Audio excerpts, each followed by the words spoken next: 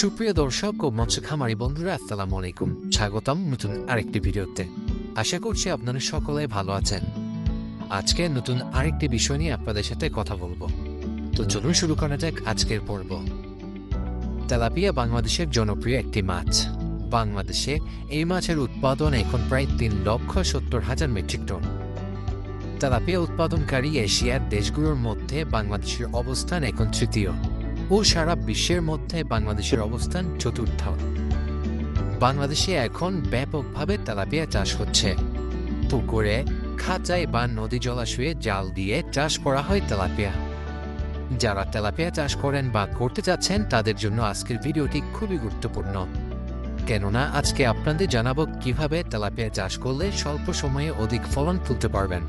প্রথমে রয়েছে পোনা মজুদ।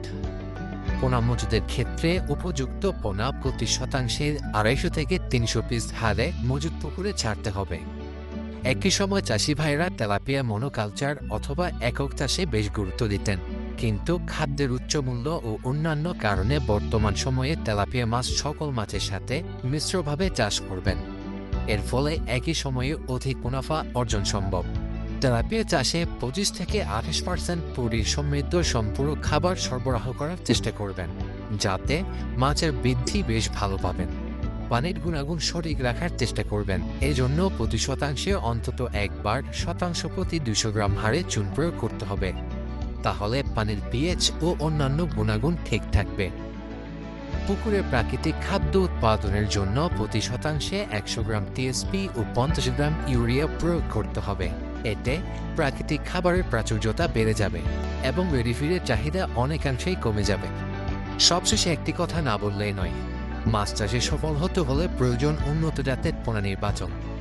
উন্নত জাতের পোনা ছাড়া মাছ চাষে সফল হওয়া কোনোভাবেই সম্ভব না। সারা বাংলাদেশে অক্সিজেন দিয়ে পোনা হোম ডেলিভারি দেওয়া হয়। পোনা অর্ডার করতে ভিডিওর স্ক্রিনে দেওয়া নাম্বারেই যোগাযোগ করুন। হ্যাচারি থেকে পোনা সংগ্রহ করতে ভিডিও ডিসক্রিপশন বক্সে দেওয়া ঠিকানা এসে পোনা সংগ্রহ করতে পারবেন।